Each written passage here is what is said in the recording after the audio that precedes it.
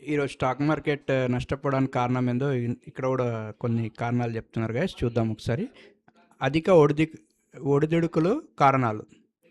ఈ ఏడాది ప్రారంభంలో బంగారం ధర జీవనకాల గరిష్టానికి చేరింది. ఈ నేపథ్యంలోనే పెట్టుబడిదారులు, ముఖ్యంగా సంస్థాగత మదుపర్లు లాభాల స్వీకరణకు దిగారు. ఇతర విభాగాల్లో నష్టాలను పసిడి రూపేణా కవర్ చేసుకున్నారు. ఇందువల్ల పసిడి ధర తగ్గింది. డాలర్ బలోపేతం. డాలరుతో పోలిస్తే భారత్ సహా పలు దేశాల కరెన్సీలు బలహీనపడ్డాయి. ఫలితంగా డాలరులో బంగారం కొనడం ఆయా దేశాలకు భారమైంది.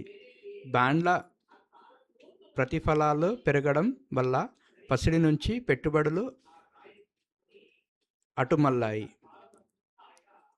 నగదు ఉంచుకోవాలనే ధోరణి అనిశ్చిత పరిస్థితుల్లో ఆదుకుంటుందనే భావన ఉన్న ప్రస్తుత పశ్చిమాసియా పరిణామాల్లో నగదు రూపంలో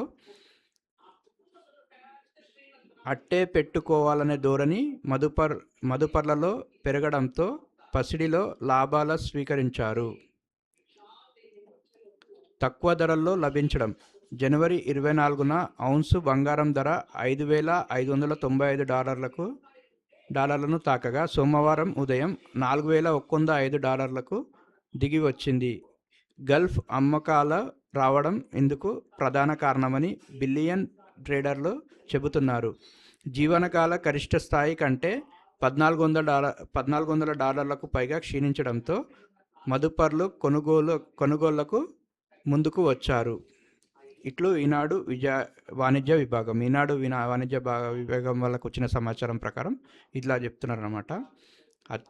అధిక ఒడిదుడుకుల కారణాలు ఏమేమో చెప్తున్నారు. సో ఇది గైస్ ఈ స్టాక్ మార్కెట్ నష్టాల కారణాల గల వివరాలు.